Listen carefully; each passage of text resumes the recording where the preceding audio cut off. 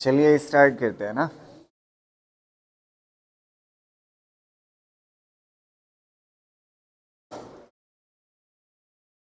एक मिनट देखिएगा, जो ये क्या कहते हैं ग्राफ लास्ट क्लास में पढ़ाया था, ग्राफ एक पढ़ाया था, एक रह गया था ना। ये किसके लिए है? कॉनकेव मिरर के लिए हम पढ़ रहे थे, ठीक है। तो एक बार थोड़ा सा देख लीजिएगा, ऑब्जेक्ट को कहां से ला रहे हो आप? इनफाइनाइट से। कौन सी इनफाइनाइट? माइनस इनफाइनाइट से। तो माइनस इनफाइनाइट से किधर तक ला रहे हो? फोकस तक। मैंने कहा था फोकस तक आप कंसंट्रेट करिएगा। तो माइनस इन्फिनिटी से ऑब्जेक्ट जब फोकस की तरफ आता है तो इमेज फोकस से कहा जाती है इन्फिनिटी की तरफ, और जब ऑब्जेक्ट फोकस पे पहुंच जाता है तो उस वक्त इमेज दो इन्फिनिटी पे बनती है, एक इधर इन्फिनिटी पे और एक इधर इन्फिनिटी पे बनती है। अब जब फोकस से किधर जाना शुरू करता है? प्लस इन्फिनिटी की तरफ, तो इमेज कहां से आती है? पॉजिटिव इन्फिनिटी से कहां तक आती है? फोकस तक आती है। इसमें दो सबसे इंपॉर्टेंट बातें थी। एक पहली बात थी कि वर्चुअल ऑब्जेक्ट कभी वर्चुअल इमेज नहीं बना सकता ना। और अगर कल आप एक क्वेश्चन देखोगे जिसमें मैंने आपको कॉनकेव मिरर वाला पढ़ाया था, कौन सा वाला? कॉनकेव वाला, और एक पढ़ाया था कॉन्वेक्स वाला क्वेश्चन। दो क्वेश्चन कराया था जिसमें ऐसे कौन सी रेज आ रही थी? कन्वर्जिंग वाली। देखा था ना दो क्वेश्चन। अगर पहला कॉनकेव वाला देखोगे तो उसमें ऑब्जेक्ट कैसा था? वर्चुअल, और इमेज कैसी थी? रियल। इमेज कैसी थी? देखो ना, दो न्यूमेरिकल कराया हूं। ऑब्जेक्ट कैसा था? वर्चुअल। इमेज कैसी थी? रियल। क्योंकि ये वर्चुअल ऑब्जेक्ट कॉनकेव में वर्चुअल इमेज नहीं बना सकता। वर्चुअल ऑब्जेक्ट सिर्फ कैसी इमेज बनाएगा? कैसी बनाएगा? वर्चुअल ऑब्जेक्ट सिर्फ कैसी बना सकता है? रियल बना सकता है। यहां तक क्लियर था ना? यहां तक मैंने करा दिया था। और दूसरी बात मैंने आपको बताया था, वर्चुअल ऑब्जेक्ट अगर आप देखोगे, virtual object always image will be diminished. मतलब यहां से यहां तक अगर आप देखोगे बिहाइंड द मिरर, तो बिहाइंड द मिरर कोई भी चीज होती है तो वो मान लेते हैं ऑब्जेक्ट ही है, तो ये कैसा होगा? वर्चुअल होगा। वर्चुअल ऑब्जेक्ट की यहां से यहां तक अगर क्रीम कलर की ये जो लाइन है ना, ऑब्जेक्ट यहां से जब इंफिनिटी जाता है तो इमेज यहां से चल के यहां तक आती है, और कैसी बनती है? डिमिनिश्ड बनती है, इनलार्ज नहीं बन सकती। तो वर्चुअल ऑब्जेक्ट से इमेज हमेशा कैसी बनेगी? डिमिनिश्ड बनेगी, इनलार्ज नहीं बन सकती। अब दो चीजें मेरे साथ रिपीट करिएगा, मैं फिर एक बार रिपीट कर रहा हूं कि अगर आपके पास, ध्यान से सुनिएगा, इस ग्राफ तक पहुंचने से पहले मैंने आपको बताया था कोई भी मिरर हो, ये कौन सा है? कॉनकेव। और ये वाला कौन सा है? ये वाला कौन सा है? कॉन्वेक्स है। इसका ये क्या कहलाता है?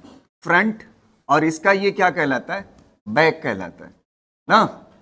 और इसका ये क्या है? फ्रंट। और ये वाली चीज क्या है? बैक है। मैंने आपको इसमें दो चीजें बताई थी। फ्रंट पे यू वी एफ, इन तीनों में से कोई भी चीज होगा, अगर फ्रंट पे होगा तो कैसा लिया जाएगा? कैसा? नेगेटिव। अगर फ्रंट पे होगा कैसा लिया जाएगा? नेगेटिव। अगर बैक में होगा तो कैसा लिया जाएगा? पॉजिटिव। और एक चीज बताई थी, फ्रंट में अगर सारी चीजें नेगेटिव ली जाती है तो फ्रंट में अगर ऑब्जेक्ट या इमेज में से कोई भी होगा, ऑब्जेक्ट या इमेज में से कोई भी होगा, अगर वो फ्रंट में है तो वो क्या कहलाएगा? रियल। अगर वो बैक में है तो क्या कहलाएगा? वर्चुअल। बैक में है तो क्या कहलाएगा? वर्चुअल। ये भी बात बता चुका था मैं। अब ये वाला ग्राफ मैंने आपको बना के दिखाया था, ये वाला आपको पढ़ा दिया था। आज हम बनाएंगे इसी ग्राफ को V वर्सेस U ग्राफ। क्या बनाएंगे? V versus U graph. ध्यान से सुनिएगा, इधर V है, इधर क्या है? U है। तो इधर क्या हो जाएगा? माइनस V, और इधर क्या हो जाएगा? Plus minus U। ठीक है। अब आपको मैं बता रहा हूं, ध्यान से सुनिएगा। ये दो ग्राफ के बाद फिर रिफ्रैक्शन हम शुरू कर देंगे, ठीक है। ध्यान से कंसंट्रेट करिएगा, बढ़िया से लॉजिकली आप थोड़ा सा इस ग्राफ पे जाइए, फिर उसके बाद हम बनाते हैं और इसी तरह से आप याद रखोगे। सबसे पहले मुझे आप ये बताइए, ये इसका क्या है? फोकस। क्या है? फोकस। अगर ऑब्जेक्ट फोकस पे, सबसे पहली चीज, ये कौन सा मिरर है? कॉनकेव। तो कॉनकेव मिरर का फोकस जो होता है वो निगेटिव होता है। फोकल लेंथ कैसी होती है? निगेटिव होती है। तो सबसे पहले यहां पे आप मार्क करोगे फोकल लेंथ को। इसको मार्क करोगे फोकल लेंथ को। तो अगर आप देखोगे फोकल लेंथ कैसी होती है? नेगेटिव होती है। तो ये दोनों इसकी क्या हो गई? फोकल लेंथ हो गई। समझ आ रही ना बात? फोकल लेंथ कैसी होती है? नेगेटिव होती है। अगर यही कॉन्वेक्स होता तो फोकल लेंथ किधर होती? पॉजिटिव। तो फोकल लेंथ एक यहां पे होती, एक यहां पे होती। समझ आ रही ना बात? अच्छा, अगर ऑब्जेक्ट इंफिनिटी पे हो तो इमेज कहां पे बनेगी? फोकस पे। और अगर ऑब्जेक्ट फोकस पे हो तो इमेज कहां पे बनेगी? तो मतलब दो जगह फोकस होगा ना, एक ऑब्जेक्ट वाली लाइन पे होगा और एक, नहीं समझ आई बात? अबे जब ऑब्जेक्ट फोकस पे होगा तो इमेज कहां पे बनेगी? तो ऑब्जेक्ट फोकस पे हो सकता है ना, और अगर ऑब्जेक्ट इंफिनिटी पे होगा तो इमेज, तो दो फोकस होगा ना, एक किस वाली लाइन में होगा? ऑब्जेक्ट वाली लाइन में, और एक किस में होगा? इमेज वाली। अब देखिए ग्राफ कितना सिंपल हो जाएगा। सबसे पहले हम पॉइंट मार्क करते हैं, आप खुद मुझे बताइएगा, ध्यान से सुनना। ये वाला फोकस किस लाइन पे है? ऑब्जेक्ट वाली लाइन पे ना। अच्छा, जब ऑब्जेक्ट इंफिनिटी पे, वो ऑब्जेक्ट किस पे होगा? फोकस पे। तो इमेज कहां पे बनेगी? इमेज कहां पे बनेगी? तो यहां पे मार्क कर लो, इमेज कहां पे बन रही है? इंफिनिटी ना। अच्छा एक बात बताना, इस पिक्चर से देख करके, इस पिक्चर को देख करके बताना मुझे, अगर ऑब्जेक्ट फोकस पे होगा तो इमेज कहां पे, कौन सी इंफिनिटी पे बनेगी? दो इंफिनिटी है ना, एक पॉजिटिव इंफिनिटी और एक, दो इंफिनिटी पे बनेगा ना। तो अब आइए ग्राफ पे चलते हैं। ग्राफ पे इसका जो बना रहे हैं हम, देखना ध्यान से। ऑब्जेक्ट कहां पे रखा हुआ है? फोकस पे। तो इमेज कहां पे बनेगी? ये कौन सा इंफिनिटी है? पॉजिटिव। और ये कौन सा है? दो पॉइंट मार्क कर लिया? नहीं समझ आई बात? दो पॉइंट मार्क कर लिया। अब अगली चीज सुनिएगा। अब इमेज, इमेज वाले पे आ जाते हैं। ध्यान से देखना, ये वाली लाइन, अच्छा यहां पे बताना थोड़ा सा, एक मिनट सुनिएगा। यहां पे कौन रखा था? ऑब्जेक्ट। तो इमेज कहां पे बनी? अगर मैं यहां पे अगर कोई पॉइंट मानता हूं, कोई चीज मानता हूं, तो इसका मतलब क्या होगा? ये किसका फोकस है? इमेज का। तो इमेज फोकस पे कब होगी? जब ऑब्जेक्ट कहां पे होगा? मतलब इसके सामने ऑब्जेक्ट कहां पे होगा? इनफाइनाइट। और यहां पे कहां पे होगा? दो इनफाइनाइट पे होगा ना। अब देखिएगा पिक्चर बनेगी, ये वाली ऐसे बन जाएगी और ये वाली ऐसे बन जाएगी। बस बन गया ग्राफ। समझ आ रही ना बात? क्लियर रहेगी? ये किसके लिए हो गया? आपके कॉनकेव मिरर के लिए। अब एक जवाब देना और सारी चीजें रिवाइज करते हैं। अगर कोई चीज मिरर के फ्रंट में है, फ्रंट में है मतलब निगेटिव साइन। एक मिनट ध्यान से सुनना, अगर फ्रंट में है कोई चीज तो कैसा साइन? निगेटिव। अगर निगेटिव साइन होगा किसी के साथ तो वो चीज क्या कहलाती है? रियल। और किसी के साथ पॉजिटिव साइन है तो वो क्या कहलाती है? वर्चुअल। अब यहां पे थोड़ा सा पढ़ना, वी कैसा है? वी कैसा है? पॉजिटिव। वी पॉजिटिव मतलब इमेज का साइन कैसा है? पॉजिटिव। अगर इमेज पॉजिटिव है तो रियल होगी या वर्चुअल? वर्चुअल। तो ये कैसी हो गई? Virtual image. अच्छा ये बताओ ऑब्जेक्ट कैसा है? नेगेटिव। अगर ऑब्जेक्ट नेगेटिव है तो रियल ऑब्जेक्ट। ये हो गया। इस वाली लाइन में आ जाइए, आधा ये वाला। अच्छा ऑब्जेक्ट कैसा है? पॉजिटिव। ऑब्जेक्ट पॉजिटिव मतलब वर्चुअल ऑब्जेक्ट ना। और इमेज कैसी होगी? इमेज कैसी? निगेटिव है ना, तो कैसी होगी? Real image. इसको बताइएगा, दोनों कैसे हैं? निगेटिव। तो ऑब्जेक्ट भी रियल और इमेज भी रियल। Object real image. नहीं समझ आई बात? क्लियर रहेगा? इसको बना लीजिए, फिर उसके बाद कॉन्वेक्स की बात करते हैं। ये ग्राफ बहुत इंपॉर्टेंट है।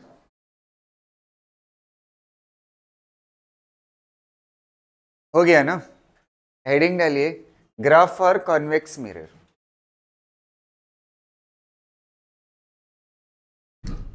Graph for convex mirror.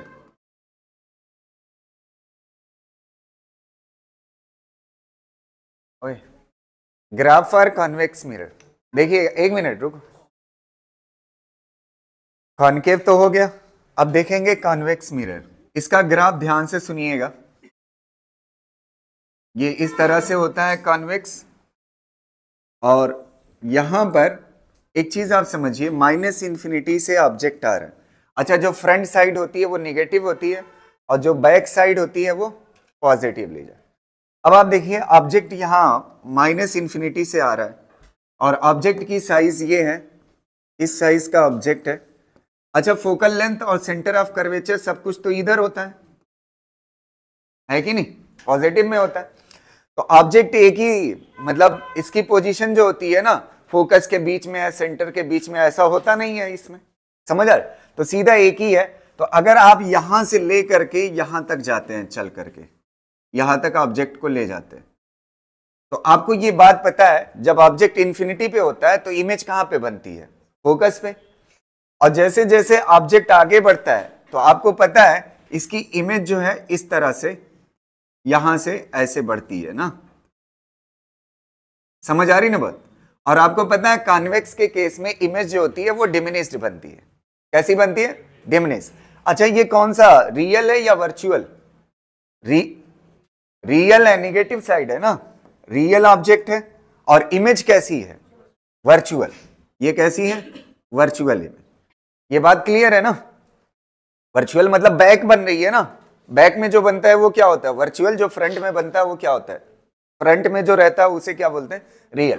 तो रियल ऑब्जेक्ट से कैसी इमेज बन रही है? वर्चुअल। यहां तक तो हमने पढ़ लिया था।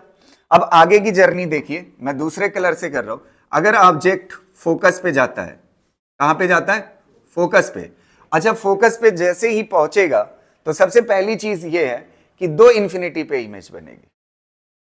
समझ आ रही ना बात? जब ऑब्जेक्ट कहां पे पहुंचेगा? फोकस पे, तो इमेज कहां पे बनेगी? इंफिनिटी पे। तो देखिएगा, एक इधर इंफिनिटी पे बनेगी, ध्यान से सुनना, एक इधर इंफिनिटी पे बनेगी इमेज, और एक इधर इंफिनिटी पे बनेगी। समझ आ रही ना बात? और जानते हैं, ये जब यहां से यहां जाएगा तो यही चीज कंटिन्यू होगी। समझ आ रही ना बात? नहीं समझ आई बात?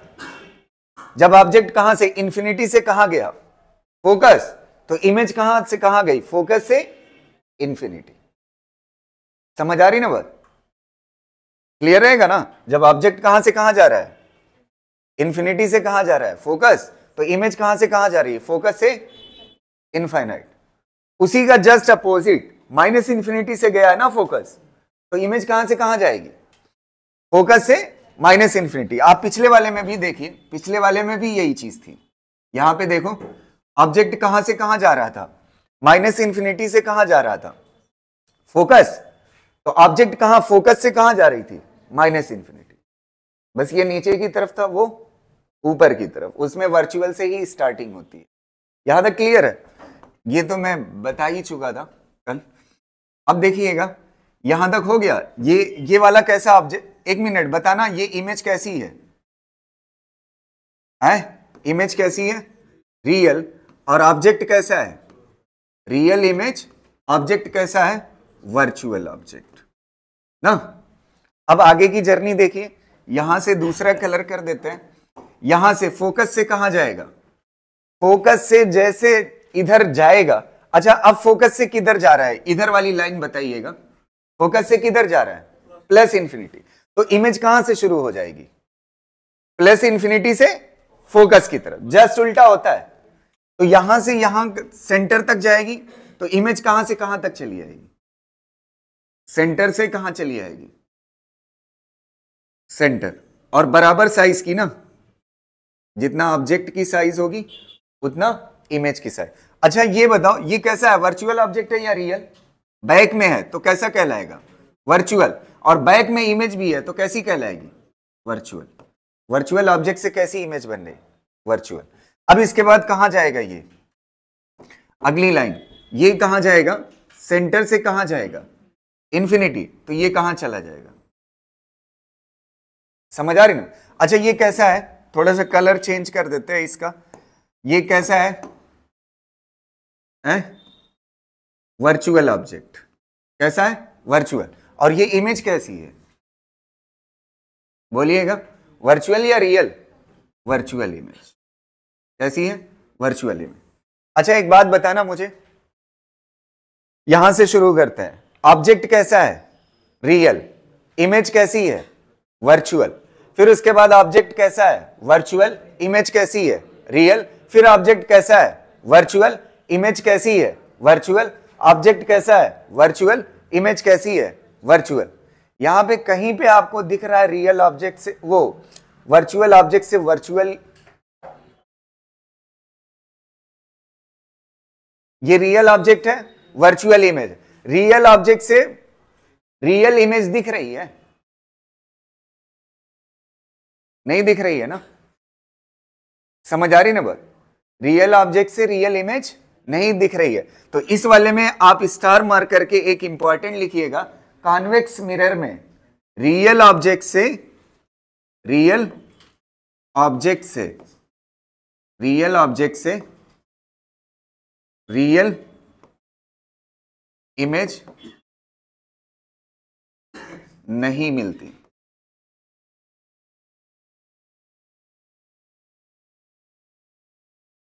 समझ आ रही ना?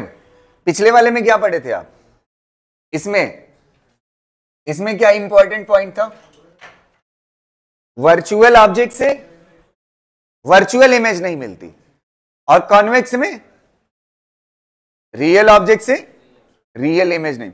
ये दोनों पॉइंट बहुत इंपॉर्टेंट है इस ग्राफ के, इसको याद रखिएगा। समझ आ रही ना बात? इसको कर लीजिए एक बार फिर मेरे साथ दोहराइएगा। ऑब्जेक्ट माइनस इंफिनिटी से कहां जाता है? फोकस। तो इमेज कहां से कहां जाती है? फोकस से माइनस इंफिनिटी। ऑब्जेक्ट कहां से कहां जाता है? फोकस से प्लस इंफिनिटी। तो इमेज कहां से कहां आती है? प्लस इंफिनिटी से फोकस आती है। Just opposite. ठीक है?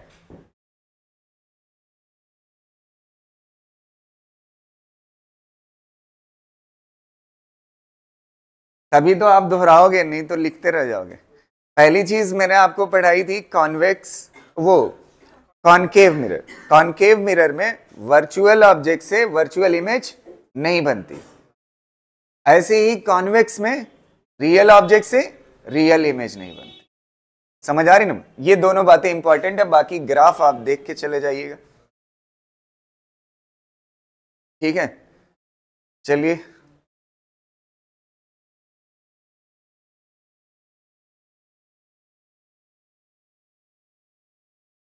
हो गया।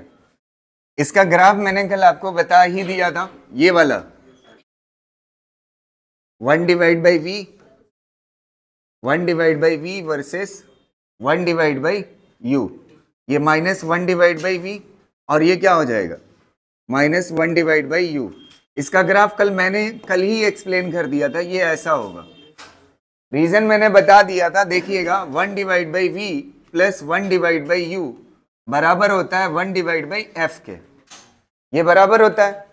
अब थोड़ा सा आप मुझे बताइएगा, ये जो 1 डिवाइड बाई वी है ये तो वाई एक्सिस है, और ये किस पे है? एक्स पे, तो प्लस एक्स हो जाएगा। और इसकी फोकल लेंथ कैसी होती है? प्लस होती है ना। इंटरसेप्ट कैसा होगा? प्लस होगा। अब आप देखिएगा x को उधर ले जाइए तो y इज इक्वल टू क्या हो जाएगा? -x प्लस सी। स्लोप कैसा होना चाहिए? माइनस। तो स्लोप अगर माइनस होना, अच्छा इसमें इंटरसेप्ट है इसलिए थोड़ा सा ऊपर है ना। अगर इंटरसेप्ट 0 होता तो ये कहां से शुरू होता? यहां से। समझ आ रहे? तो इंटरसेप्ट होने की वजह से, और स्लोप कैसा है? निगेटिव। जब भी स्लोप निगेटिव होता है तो ग्राफ ऐसा बनता है, और स्लोप पॉजिटिव होता तो ऐसा बनता। और स्ट्रेट लाइन ये इक्वेशन बता ही रही है।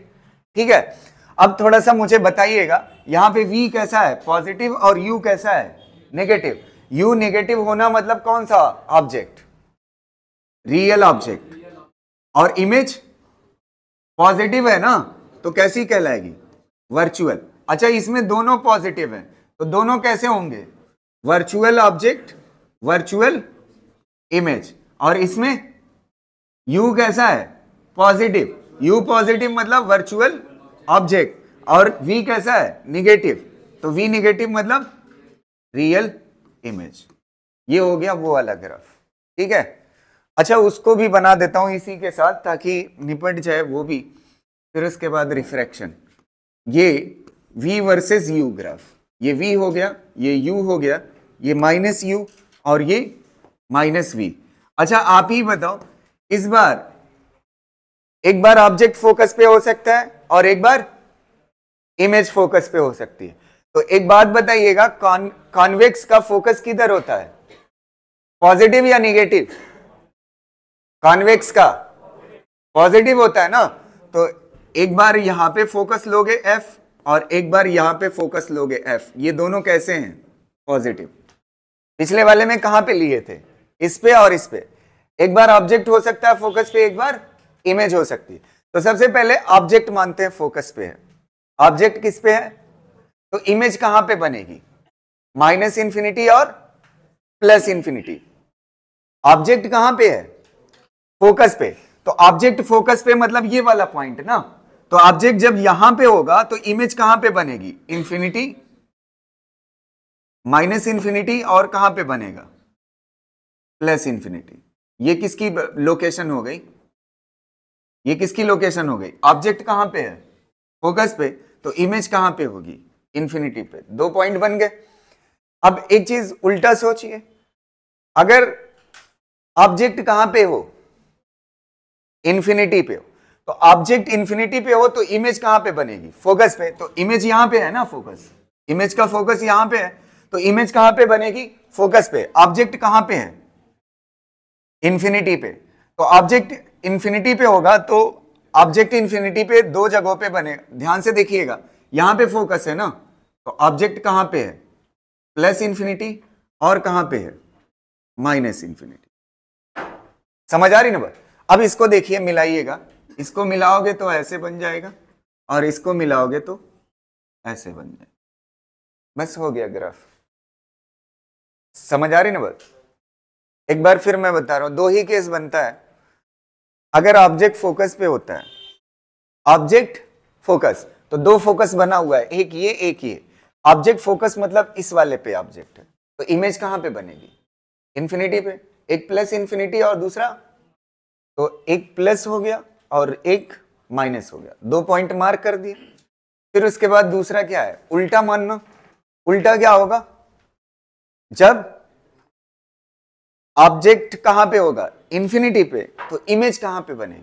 फोकस पे। तो इमेज वाला फोकस ये है, इमेज वाला फोकस ये है ना। ऑब्जेक्ट कहां पे चाहिए? इंफिनिटी पे। तो एक प्लस इंफिनिटी, वो सॉरी, एक ये कौन सा है? माइनस इंफिनिटी ऑब्जेक्ट का, और एक माइनस इंफिनिटी ये ऑब्जेक्ट का। वो एक माइनस इंफिनिटी ये ऑब्जेक्ट का, और ये वाला कौन सा होगा? प्लस। तो ये दो पॉइंट मार्क कर दिए ना। फिर उसके बाद हमने इन दो को मिला दिया और इन दो को मिला दिया, बस बन जाएगा ग्राफ। ठीक है।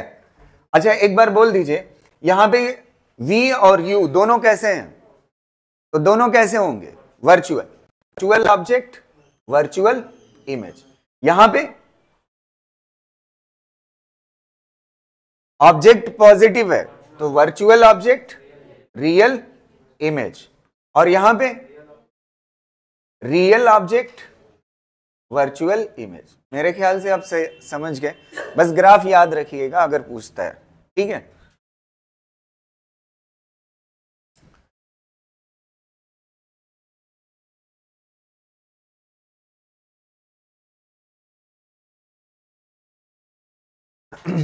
चलो, यहां तक हो गया। हेडिंग डालिए रिफ्रैक्शन।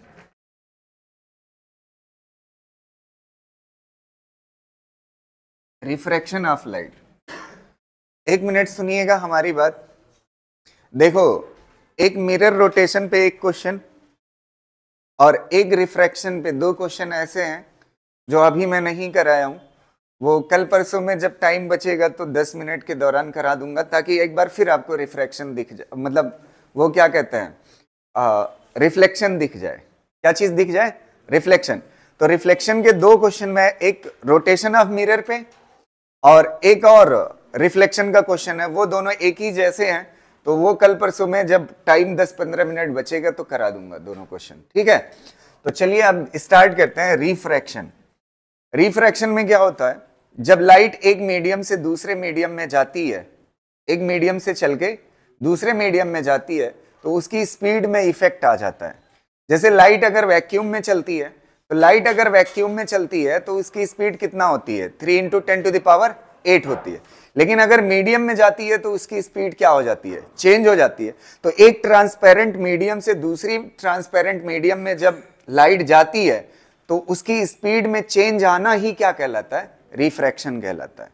समझ आ रहा है? अब उस स्पीड की वजह से एक चीज हमें दिखती है, जब एक मीडियम से लाइट दूसरे मीडियम में आती है, मान लेते हैं ये मीडियम 1 है, ये मीडियम 1 है और ये मीडियम क्या है?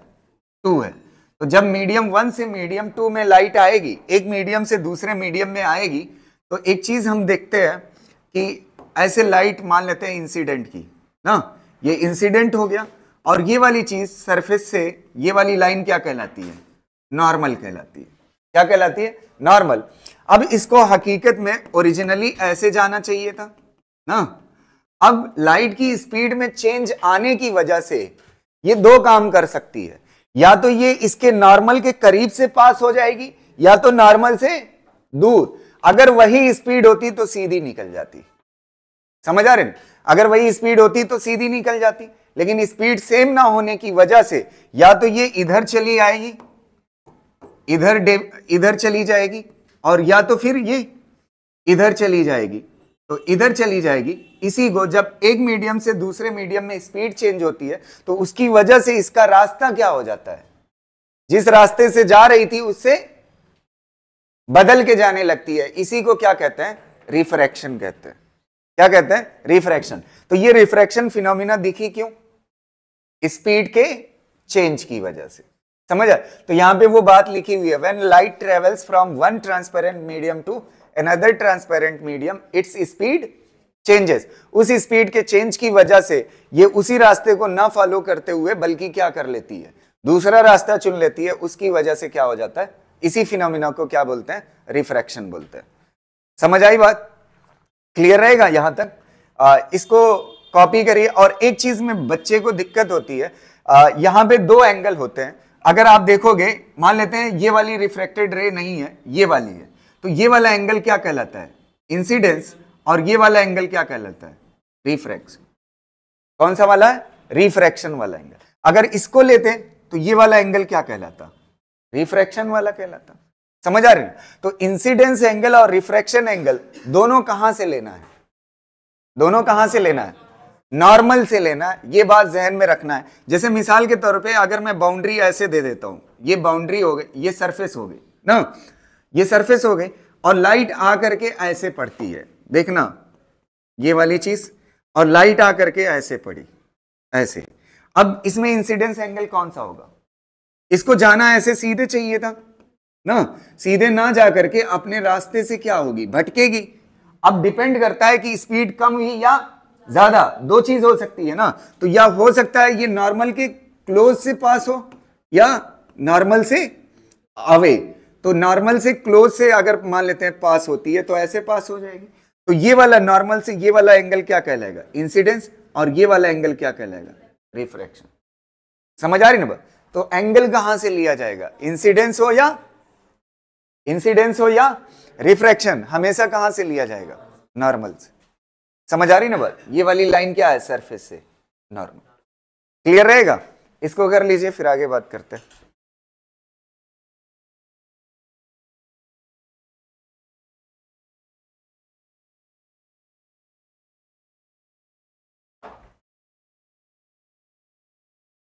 हो गया? हेडिंग डालिएगा, laws of refraction. Laws of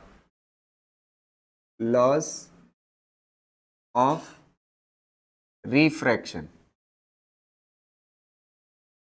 refraction, वही पहला लॉ तो वही है, इंसिडेंट रे कामा रिफ्रैक्टेड रे, ये रिफ्रैक्टेड है, इंसिडेंट रे, रिफ्रैक्टेड रे एंड नॉर्मल किसमें होंगे? ऑल विल बी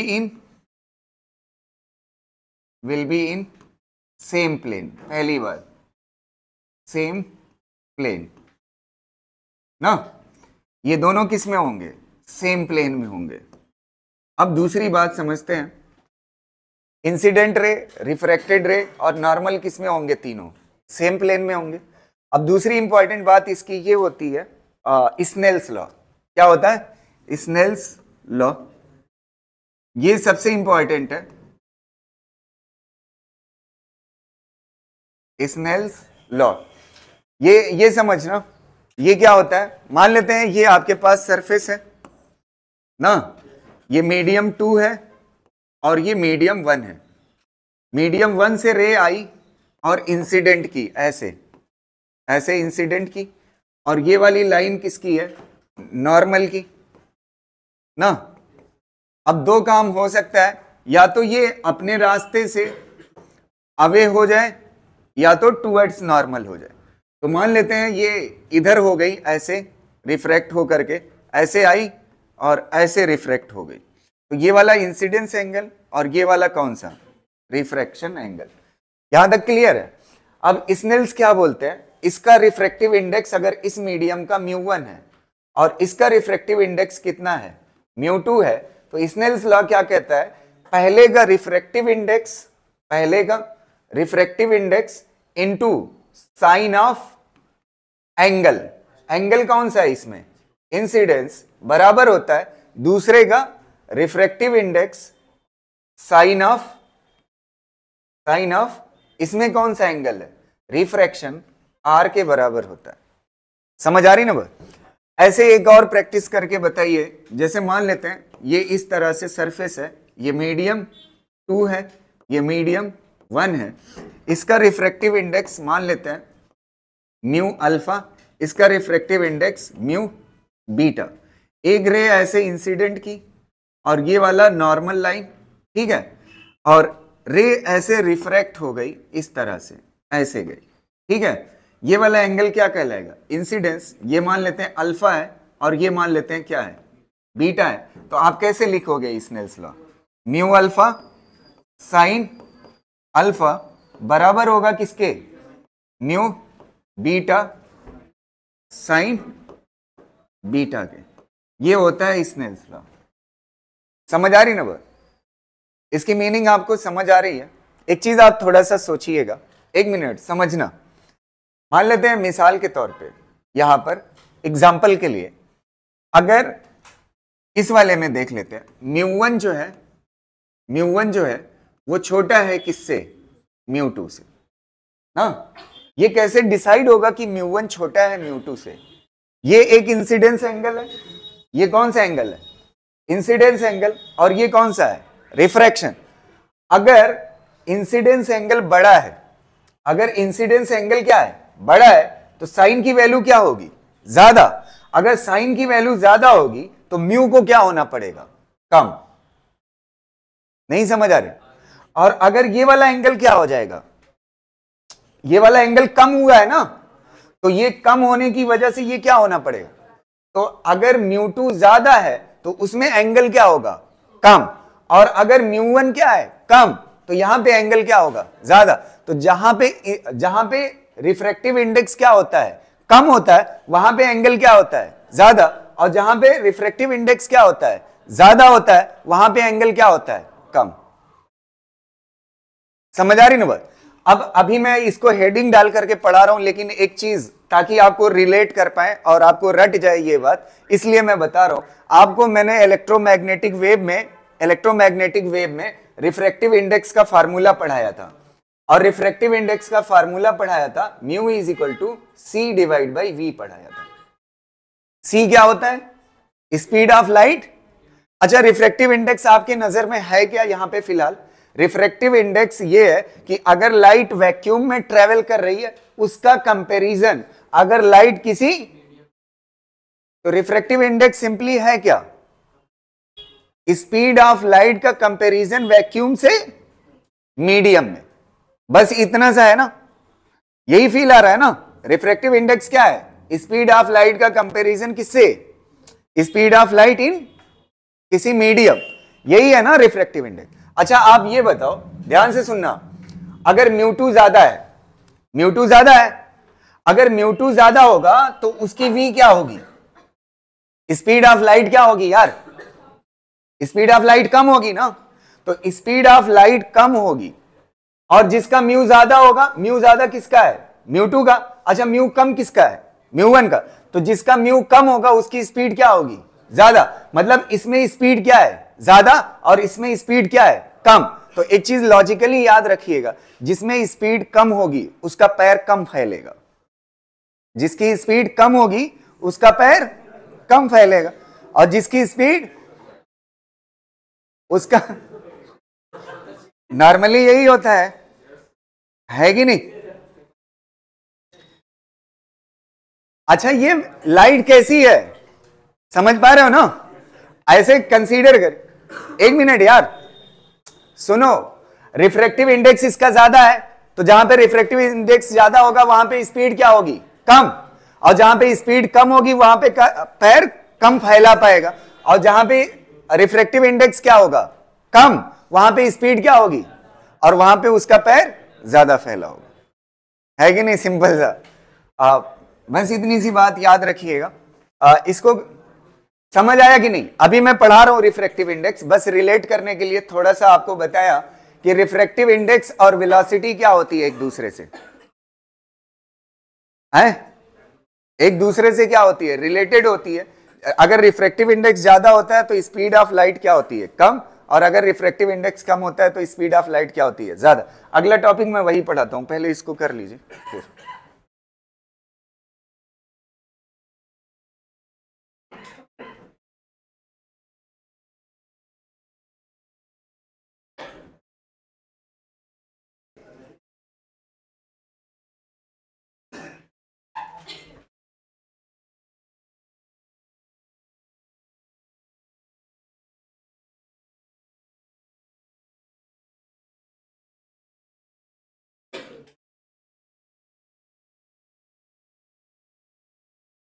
हो गया,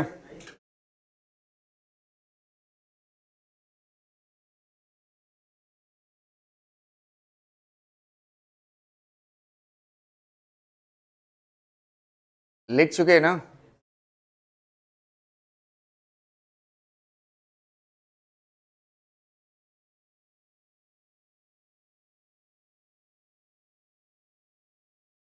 देखिएगा।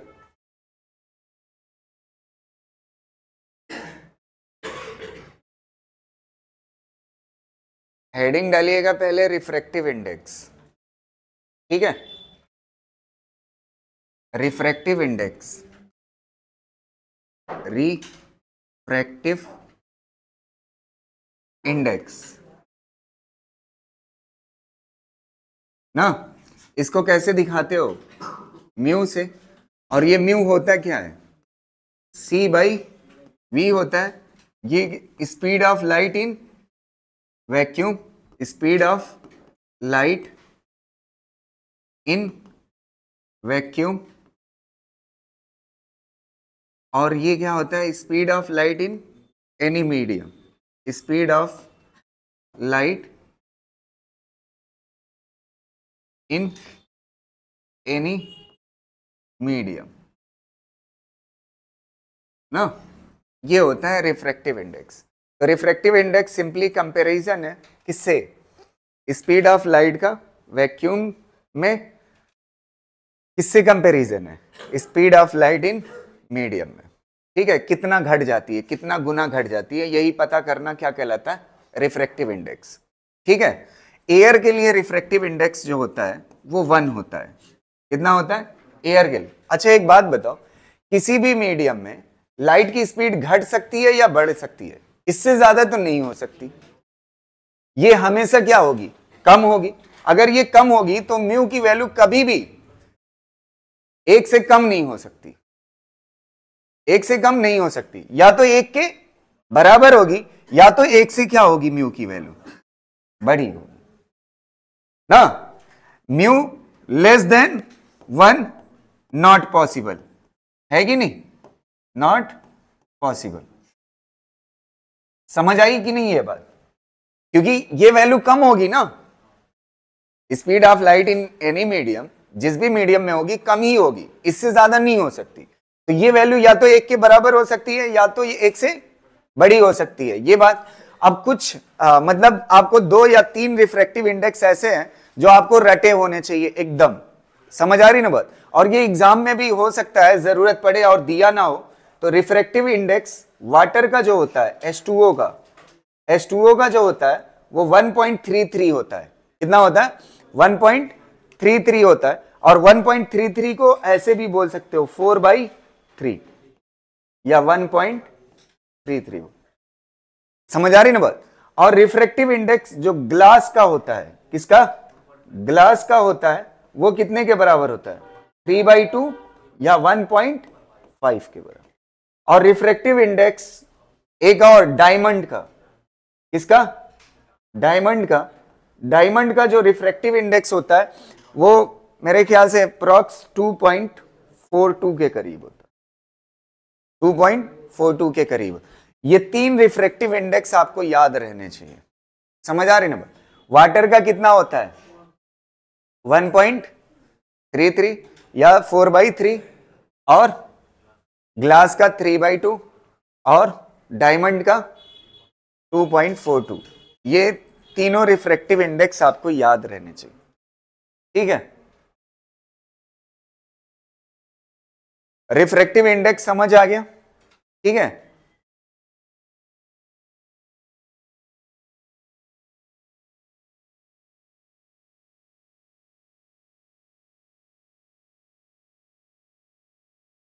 एक चीज और लिख लीजिएगा यहां पे साइड में, वो इंपॉर्टेंट क्या है, अगर किसी भी मीडियम का म्यू ज्यादा है, म्यू क्या है, म्यू क्या है, ज्यादा, म्यू क्या है, मोर है। अगर ज्यादा है म्यू की वैल्यू, बड़ी है, म्यू की वैल्यू क्या है, बड़ी है, तो म्यू की वैल्यू बड़ी है तो वो क्या कहलाएगा, ऑप्टिकली डेंसर। क्या कहलाएगा, ऑप्टिकली डेंसर, ऑप्टिकली डेंसर। अच्छा, किसी मीडियम के कंपैरिजन में 2 मीडियम होंगे ना, उसमें जिसका ज्यादा होगा म्यू वो क्या कहलाएगा, ऑप्टिकली डेंसर। और जिसका क्या होगा, लेस होगा, उसको क्या बोलेंगे, ऑप्टिकली रेयरर, ऑप्टिकली रेयरर।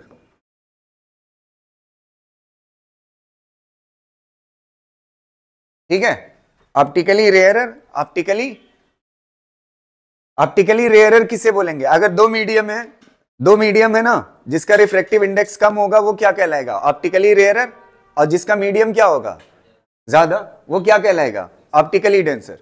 तो ऑप्टिकली डेंसर में स्पीड क्या होगी बताइए, 1 मिनट यार, ऑप्टिकली डेंसर में स्पीड क्या होगी, लेस या मोर। ऑप्टिकली अगर डेंसर होगा तो ये स्पीड है ना, v को इधर ले आइए, v इज इक्वल टू क्या हो जाएगा, c डिवाइड बाई म्यू। तो म्यू ज्यादा, डेंसर, स्पीड क्या हो जाएगी, कम, तो स्पीड क्या होगी, लेस, स्पीड क्या होगी, लेस। अगर ऑप्टिकली डेंसर है, 2 चीजें एक साथ होगी, अगर ऑप्टिकली डेंसर है म्यू ज्यादा होगा, स्पीड क्या होगी, कम। और ऑप्टिकली रेयरर में क्या होगा, स्पीड क्या हो जाएगी, स्पीड मोर। एक ही टाइम पे होगा, दोनों कैसा रिलेशन रखते हैं, म्यू और वी कैसा रिलेशन रखते हैं, इनवर्स रिलेशन। कैसा रखते हैं, इनवर्स रिलेशन। समझ आ रही ना बात। एक और रिलेशन देख लेते हैं नेक्स्ट पेज में, वेवलेंथ के साथ। इसके साथ देख लेते हैं, वेवलेंथ के साथ। लिख चुके ना आप,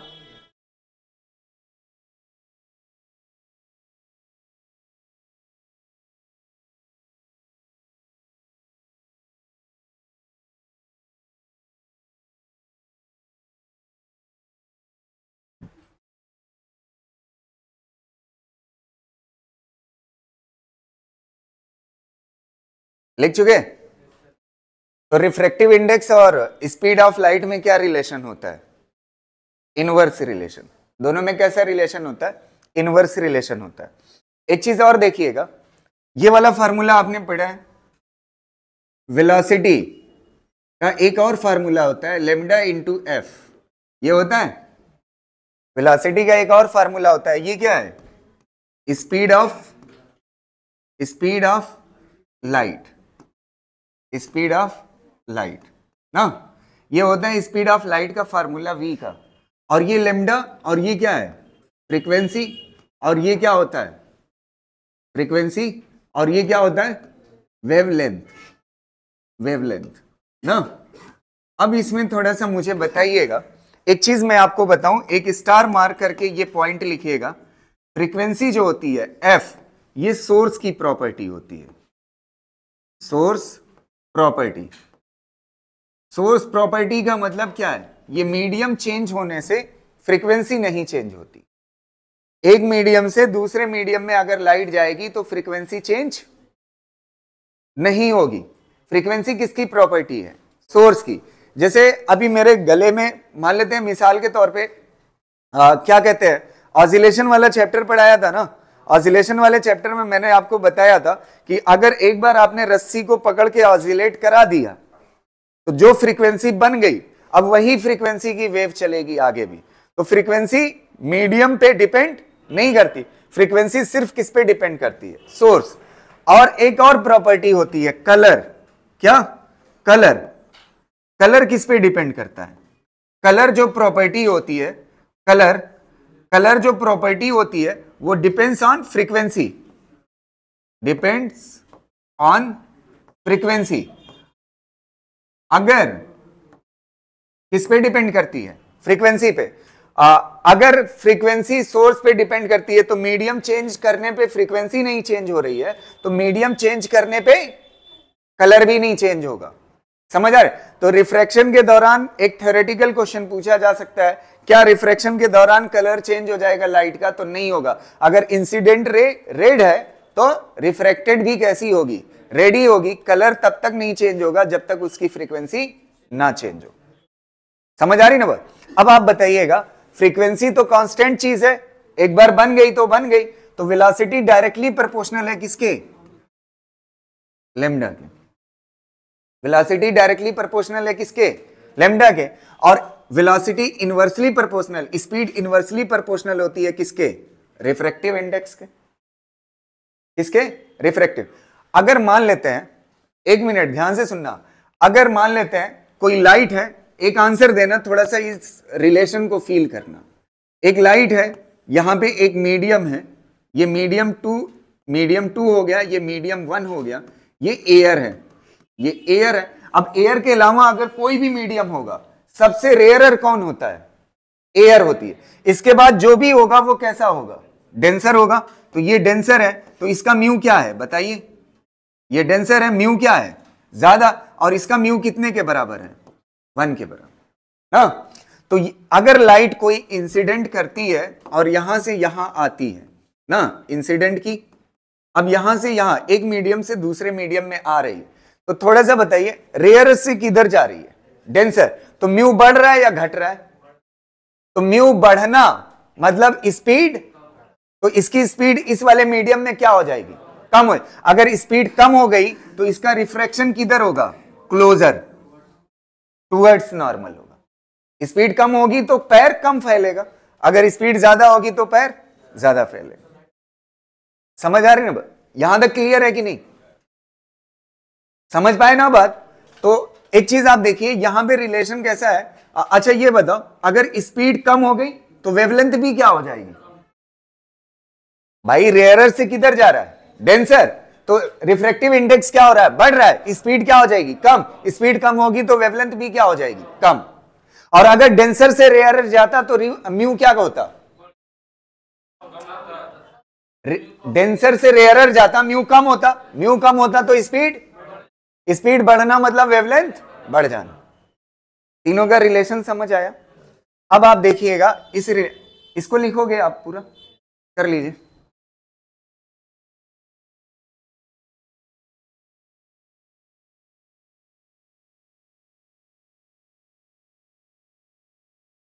चलो अगला अगला देखना। एक मिनट रुक जाओ। एक इस रिलेशन से फार्मूला बनाते हैं, फिर उस फार्मूले पे क्वेश्चन करेंगे। एक मिनट सुनना, एक मिनट ध्यान से सुनो। ये रिलेशन है ना, इस पे देखना, इसका लिखते हैं लॉजिकली अगले पेज में। रिफ्रैक्टिव इंडेक्स इनवर्स रिलेशन रखता है किसके साथ, और डायरेक्टली प्रोपोर्शनल होता है किसके साथ, वेवलेंथ के साथ। इसका एक रिलेशन लिखते हैं। एक मिनट, अगर आप V1 डिवाइड बाई V2 लिखते हो, V1 डिवाइड बाई V2 लिखते हो, तो बराबर होगा किसके, λ1 डिवाइड बाई λ2 के। लेकिन ये वाला रेशियो का क्या सीन होगा बताइए। ऊपर क्या होगा μ2, नीचे क्या होगा μ1। ये तीन रिलेशन हो गए। देखो ये दोनों डायरेक्टली प्रोपोर्शनल है, तो V1 λ1 डिवाइड बाई V2 λ2 ऐसा लिख सकते हो। लेकिन इसके साथ कैसा है, इनवर्स। इनवर्स है तो क्या हो जाएगा, उल्टा हो जाएगा। ये दो रिलेशन हो गए। अब पहले वाले पेज पे चलते हैं जहां से रिफ्रैक्शन शुरू किया है, स्टार्ट किया है। यहां पे थोड़ा सा देखिएगा, इस वाले पेज पे। एक मिनट सुनना, ओए रुक जाओ, एक बात मुझे बताना, स्नेल्स लॉ क्या कहता है, μ1 sin I बराबर होता है किसके, यही है ना स्नेल्स लॉ। तो यहां से उठाइए स्नेल्स लॉ को और यहां पे ले आइए और देखिए कैसे बना करके क्वेश्चन पूछ सकते हैं। ध्यान से सुनिएगा। यहां पे μ1 sin I बराबर है किसके, μ2 sin R के ना। अच्छा ये बताओ यहां पे क्या चाहिए मुझे, μ2 बाई क्या चाहिए, μ1। तो μ2 बाई μ1 चाहिए, तो इसको इधर लेके चले आओ, sin I बाई क्या हो जाएगा, sin R हो जाएगा। हाँ ये हो जाएगा। अच्छा ये बताओ यहां पे ये भी तो लिख सकते हो sin I बाई ना। ये रिलेशन आप हमेशा याद रखिएगा। एक साल ये क्वेश्चन आ चुका है। एक मिनट सुनना, एक मिनट सुनिएगा। अगर रेयरर से डेंसर जाता है, तो रेयरर से डेंसर जाने पे रिफ्रैक्टिव इंडेक्स क्या हो जाता है, बढ़ता है या घटता है। रेयरर से डेंसर रिफ्रैक्टिव इंडेक्स क्या होता है, बढ़ता है। अगर रिफ्रैक्टिव इंडेक्स बढ़ता है तो स्पीड क्या होती है, कम। स्पीड कम होने पे वेवलेंथ क्या होगी, कम। ये रिलेशन एक साल पूछा है, समझ आ रही ना। अगर डेंसर से रेयरर जाता तो रिफ्रैक्टिव इंडेक्स क्या होता, कम। स्पीड क्या हो जाती, ज्यादा। स्पीड ज्यादा हो जाती तो वेवलेंथ ज्यादा हो जाती। समझ आ रही ना बात। इसको कर लीजिए इस रिलेशन को, फिर एक क्वेश्चन करते हैं इस पे।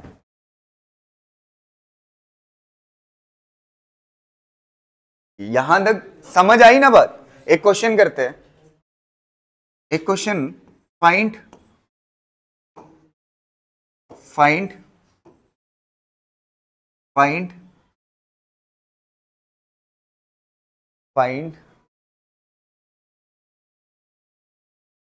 क्या चीज दी हुई है, V1 divide by V2 is equal, और क्या बताना है, comma λ1 divide by λ2 and F1 divide by F2। ये तीन चीजें बतानी है आपको। ध्यान से देखना, ये दिया हुआ है ग्राफ 30 डिग्री ना, और ये साइन R है और ये साइन I है। एक मिनट, इस क्वेश्चन के लिए आपको V1 डिवाइड बाई V2 का रेशियो बताना है, λ1 डिवाइड बाई λ2 का रेशियो बताना है, और फ्रीक्वेंसी का रेशियो बताना है। तो सबसे पहला आंसर फ्रीक्वेंसी का आप दीजिए और मुझे बताइए ये कितने के बराबर होगा। फ्रीक्वेंसी किस पे डिपेंड करती है, सोर्स पे। किस पे डिपेंड करती है, सोर्स पे। तो फ्रीक्वेंसी का रेशियो हमेशा कितने के बराबर होगा, 1 के बराबर होगा। 1:1 आएगा। तो इसको सॉल्व करने की जरूरत नहीं है फ्रीक्वेंसी। अब आ जाते हैं, वेलोसिटी का रेशियो पूछा है और वेवलेंथ का रेशियो पूछा है। तो सबसे पहले मुझे ये पता है, एक मिनट, अगर ये कई दफा मैं फिजिक्स में पढ़ा चुका हूं, अगर आपका वेलोसिटी वर्सेस टाइम ग्राफ है तो इसका स्लोप क्या होता है, dv बाई dt होता है।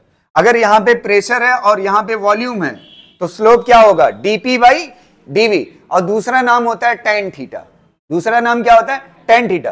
तो इस ग्राफ का स्लोप कितने के बराबर होगा बताइए? Sine R divide by sine I, और इसका स्लोप क्या कहलाता है? टेन, क्या कहलाता है? टेन थीटा कहलाता है ना। ये टेन थीटा के बराबर होता है। अच्छा, थीटा की वैल्यू कितना दी हुई है? कितना दी हुई है? 30। तो sine R divide by sine I आ जाए। टेन 30 की वैल्यू कितना होती है? 1/√3 बराबर हो जाएगा साइन आर डिवाइड बाई क्या हो जाएगा? Sine I. अच्छा ये बताओ, sine I by sine R मुझे पता है, तो sine I by sine R इसको कर लो, sine I by sine R कर लो। तो sine I by sine R कितने के बराबर होगा? 1/√3। अच्छा, sine I by sine R ही क्या है? V1। हाँ, पलट जाएगा तो कितना हो जाएगा? √3 हो जाएगा। अच्छा, यहां से आपको दिख रहा है ना, sine I by sine R बराबर होता है किसके? V1 divide by V2। तो पहला आंसर हो गया, V1 डिवाइड बाई V2 कितने के बराबर होगा? √3। और जो वेलोसिटी का रेशियो होता है वही वेवलेंथ का, इसका भी कितना हो जाएगा? √3। अच्छा, रिफ्रैक्टिव इंडेक्स का क्या होता है? रिफ्रैक्टिव इंडेक्स का क्या होगा? अगर μ1 डिवाइड बाई μ2 चाहिए था, तो μ1 डिवाइड बाई μ2 मतलब पलट जाएगा ना। तो μ1 डिवाइड बाई μ2 कितने के बराबर होगा? 1/√3 के। आ गया कि नहीं तीनों आंसर? नहीं समझ आया क्या यार? यहां पे देखिए एकदम सिंपल सा है, sine I by sine R कितने के बराबर होता है? V1 डिवाइड बाई V2 के। तो sine I by sine R तो आ चुका है, तो इसका मतलब क्या आ चुका है? V1 बाई V2 भी आ चुका है, और λ1 बाई। अच्छा, जो वेवलेंथ और वेलोसिटी का रेशियो होता है उसी का जस्ट उल्टा क्या होता है? रिफ्रैक्टिव इंडेक्स होता है। तो अगर μ1 डिवाइड बाई μ2 चाहिए था आपको, क्या चाहिए था? μ1 डिवाइड बाई μ2। तो इसको पलटोगे ना, तो ऊपर क्या आ जाएगा? μ1 डिवाइड बाई μ2। इधर क्या आ जाएगा? Sine R by sine I, और साइन आर बाई साइन आई कितने के बराबर? तो μ1 बाई μ2 कितने के बराबर आ जाए? तो यहां पे अगर μ1 बाई μ2 भी पूछा होता तो आंसर कितना होता? 1/√3 हो जाए। कर ले जाओगे? कर लीजिए इसको। अगली चीज देखते हैं, सुनिएगा। देखो, एक बात समझिए, अगर एक मीडियम, ये मान लेते हैं रेयरर है, रेयरर, और ये कौन सा है? ऑप्टिकली डेंसर है। ये कौन सा है? ये ऑप्टिकली डेंसर है और ये ऑप्टिकली रेयरर है। तो यहां से लाइट आकर के क्या करेगी? ये नॉर्मल हो गया, ये नॉर्मल, लाइट आकर के इंसिडेंट करेगी। अगर रेयरर से डेंसर जा रही है तो किधर जाएगी रे? ये आई, और ये क्या हो जाएगा? आर। और अगर उल्टा है, डेंसर से किधर जा रही है? डेंसर से किधर जा रही है? ये डेंसर, डेंसर, और ये कौन सा है? रेयरर ना, रेयरर। और इसमें लाइट आकर के ऐसे पड़ रही है किसी एंगल आई पे, तो इसका क्या हो जाएगा? ये सीधा जाने के बजाय कैसी चली जाएगी? ऐसी चली जाएगी। थोड़ा सा इसका क्या हो जाएगा? इंसिडेंस से ज्यादा क्या हो जाएगा? रिफ्रैक्शन हो जाएगा ना। अगर रेयरर जाएगी तो ज्यादा। समझ आ रही ना बात? समझ गए ना? तो अब एक चीज आप देखिए, एक और चीज आपको रटी रहनी चाहिए, चाहे रेयरर से डेंसर आए, चाहे डेंसर से रेयरर आए, अगर ये सरफेस है और सरफेस पे रेज नॉर्मली पड़ रही है, कैसी पड़ रही है? ये नॉर्मल हो गया, ये नॉर्मल हो गया, और रेज कैसी पड़ रही है? इस पे नॉर्मल पड़ रही है। अगर इस तरह से नॉर्मल पड़ रही है, ये नॉर्मल इंसिडेंट है ना। अच्छा, इस बार इंसिडेंस एंगल कितने के बराबर है? इंसिडेंस एंगल कितने के बराबर है यार? 0 के बराबर ना। तो जानते हैं रिफ्रैक्शन एंगल भी क्या होगा? 0 ही होगा। अगर आपको ना यकीन आए, आपने लिखा है ना, अगर यहां पे रिफ्रैक्टिव इंडेक्स μ1 है और यहां पे कितना है? μ2 है, तो μ1 साइन आई बराबर होता है किसके? μ2 साइन आर के बराबर होता है ना। अच्छा ये बताओ, थोड़ा ध्यान से सुनना, μ1 तो कितने के बराबर है? मान लेते हैं एयर है, तो कितने के बराबर हो जाएगा? 1। तो ये कितना हो जाएगा 1, या कुछ भी μ1 रहने ही दो, एंगल कितना है इंसिडेंस 0 है, तो साइन 0 की वैल्यू क्या होती है? तो अब आप बताइए μ2 तो 0 नहीं होगा ना, क्या चीज 0 होना चाहिए?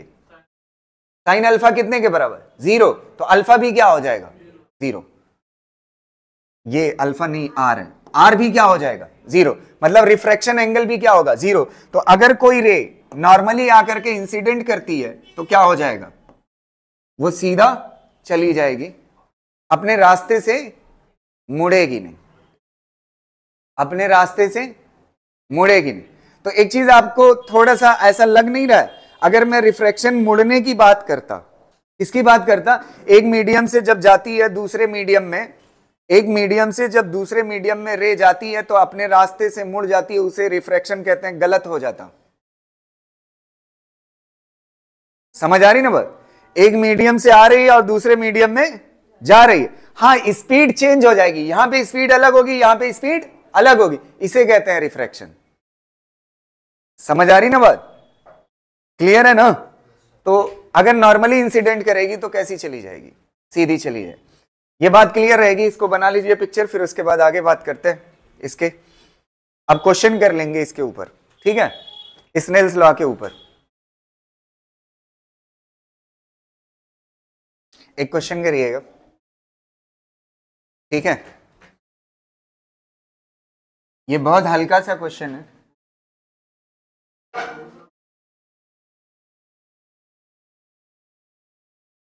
ओए नहीं मस्ती करो यार, ये एंगल कितना है? इंसिडेंस एंगल 30 डिग्री ना, इंसिडेंस एंगल 30 डिग्री, और इसका रिफ्रैक्टिव इंडेक्स जो है √3 है, और दूसरे वाले का रिफ्रैक्टिव इंडेक्स जो है दूसरे वाले मीडियम का 1 है ना। अच्छा ये बताओ, डेंसर से रेयरर जा रहा है ना, डेंसर से रेयरर, तो ये किधर हो जाएगा? अवे फ्रॉम नॉर्मल ना। आपसे आर की वैल्यू पूछा है, एक मिनट जल्दी बताओ यार, आर की वैल्यू, ये बच्चों वाला क्वेश्चन है, कितना आएगा? 60 ना, पक्का 60 आ जाएगा। Refractive index into sine of 30 बराबर होगा किसके? रिफ्रैक्टिव इंडेक्स कितना है? 1, और साइन ऑफ आर, तो ये कितने के बराबर हो जाएगा? √3 साइन 30 की value 1/2 sine R, sine theta √3/2 कब होता है? जब आर कितना हो? 60 डिग्री। अगर रेडियन में बदलना है तो कितना हो जाएगा? पाई/, ठीक है, आंसर हो जाएगा। एक और क्वेश्चन करते हैं इसका, इसको बताइएगा।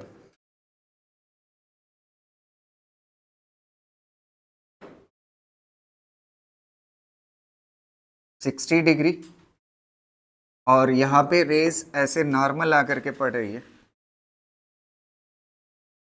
नॉर्मल, ठीक है, नॉर्मल पड़ेगी।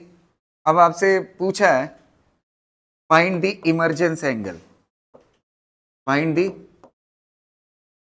इमर्जेंस एंगल, मतलब किस एंगल पे रे आउट करेगी। अगर यहां पे एक काम करते हैं, इसका रिफ्रैक्टिव इंडेक्स जो है 1.5 है। 1.5 किसका होता है? ग्लास का होता है, और बाहर इस तरफ दोनों तरफ क्या है? एयर है। तो यहां से आप मुझे बताइएगा इमर्जेंस एंगल कितना होगा इसका, ठीक है।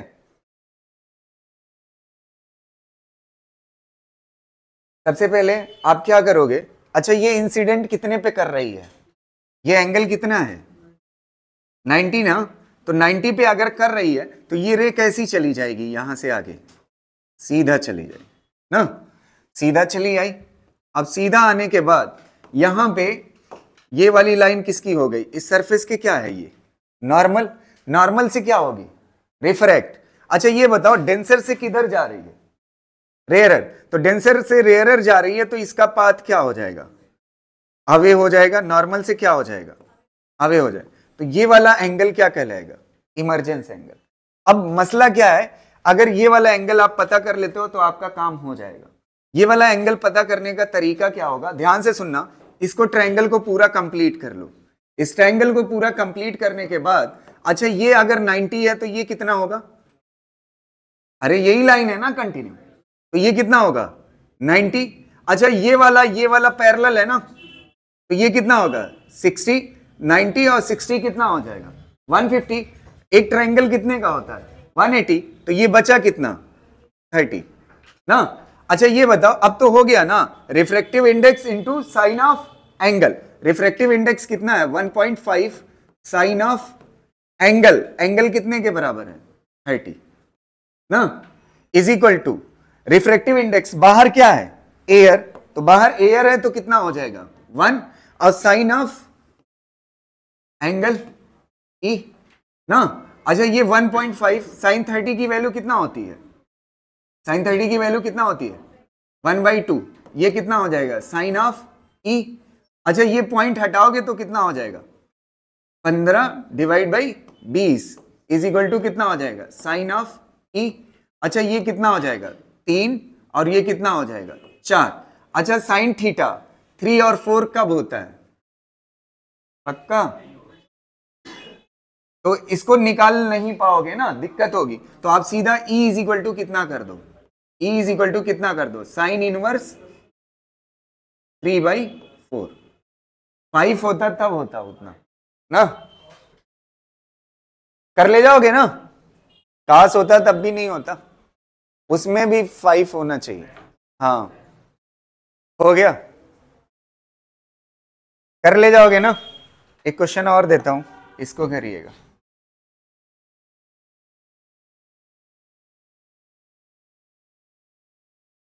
ये ग्लास है,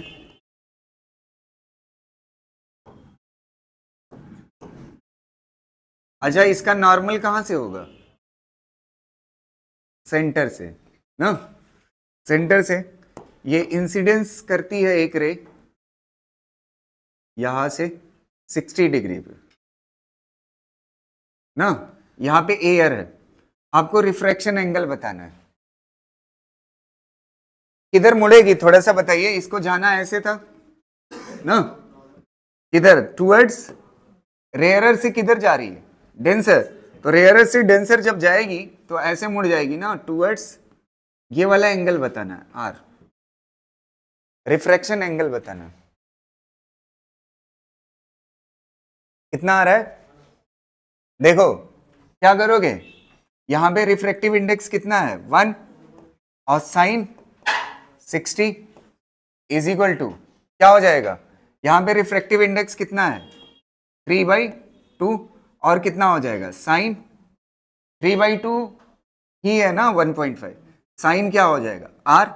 अच्छा यहाँ पे थोड़ा सा ये μ1 कितने के बराबर है, यहाँ पे एयर थी तो कितना हो जाएगा म्यू कितना हो जाएगा 1, साइन 60 की वैल्यू कितना होती है √3/2, इधर कितना हो जाएगा 3/2 साइन आर, 2 क्या हो जाएगा कैंसिल, ये इधर आ जाएगा तो कितना हो जाएगा sine R is equal to, sine R is equal to 1/√3, तो आर इज इक्वल टू क्या हो जाएगा साइन इनवर्स 1/√3, कर ले जाओगे, ठीक है। एक क्वेश्चन और करते हैं, इसमें थोड़ा सा टेक्नोमेट्री का यूज पड़ जाएगा, ठीक है, ध्यान दीजिएगा। अगर मान लेते हैं लाइट रेयरर से डेंसर जा रही है, किधर जा रही है रेयरर, इधर एयर है ना, और इधर जो है म्यू है, और म्यू की वैल्यू मान लेते हैं 1.5, फिर म्यू की वैल्यू, इधर एयर है तो म्यू की वैल्यू क्या हो जाएगी 1, तो रेयरर से किधर जा रही है, ये हो गया इसका क्या चीज नॉर्मल, यहां पे रे इंसिडेंट की, यहां पे रे इंसिडेंट की, तो इंसिडेंस ऐसे होगा। अच्छा इंसिडेंस एंगल से क्या होगा, रेयरर से डेंसर जा रही है तो रिफ्रैक्टेड रे किधर जाएगी टूवर्ड्स नॉर्मल, ये वाला एंगल क्या कहलाएगा आर। अब मान लेते हैं आई जो है कंडीशन दी हुई है, आई जो है वो 2 गुना है किससे आर से, ये कंडीशन दी हुई है क्वेश्चन में given, I is equal to कितना, आई इज इक्वल टू कितना दिया हुआ है 2r। अगर ऐसा है, ठीक है, I इज इक्वल टू कितने के बराबर है, 2r, find the angle of incidence, find the angle of incidence, find the angle of incidence,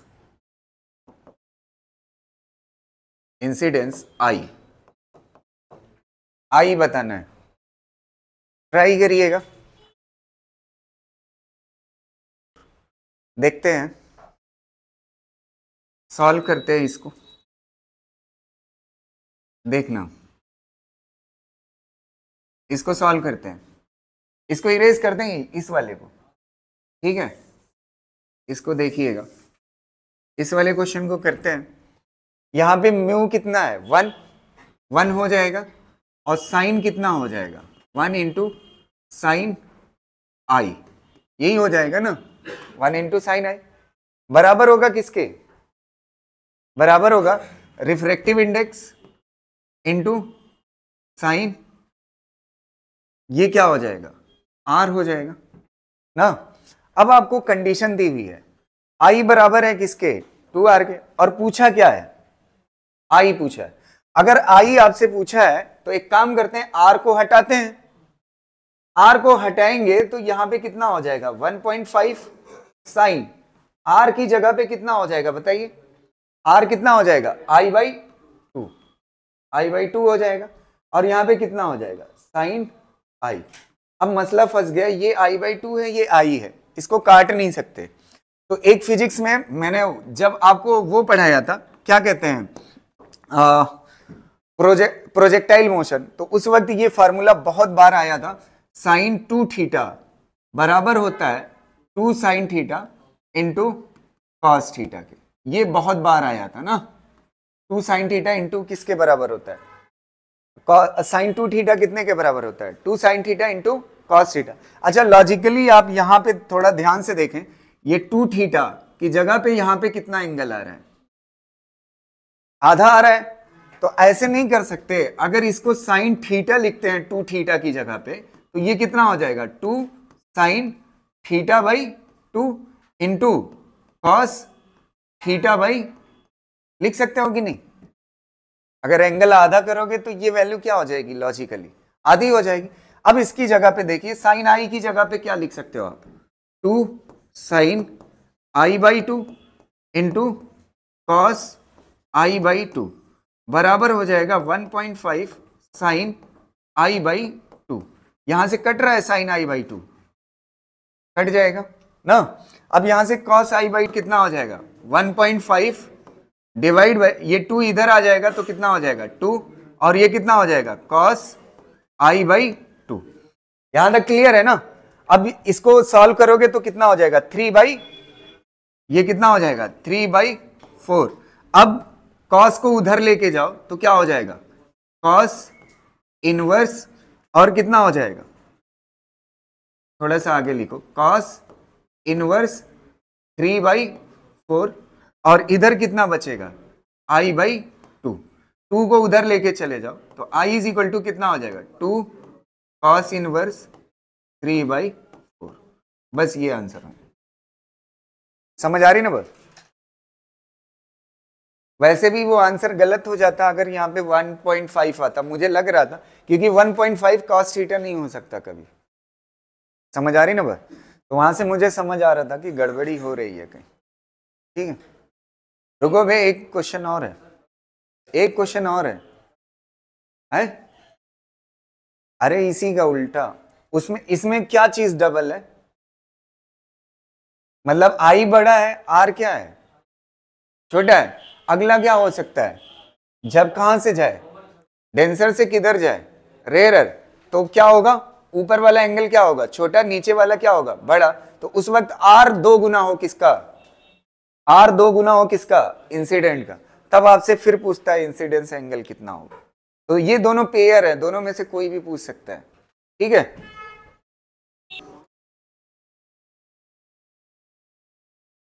हो गया एक क्वेश्चन, और ये वाला घर से कर लाइएगा।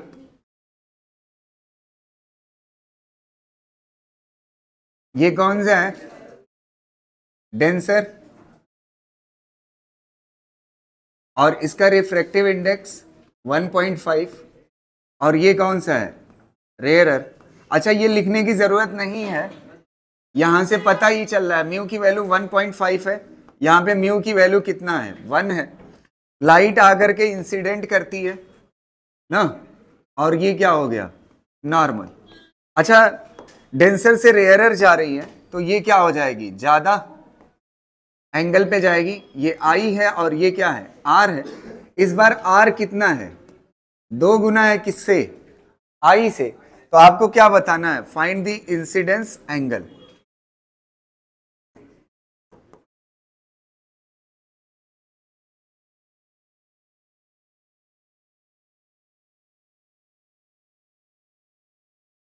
है वही आएगा, हाँ पिछले वाले में क्या है। अच्छा देख लो कितना आएगा, 1 मिनट इसको कर सकते हो, करो जल्दी। cos इनवर्स 3/8, तुम्हारा 3/4 आ रहा है। और बाकी लोग बोले आंसर इसका, देखो क्या करोगे, 3/8 सही है,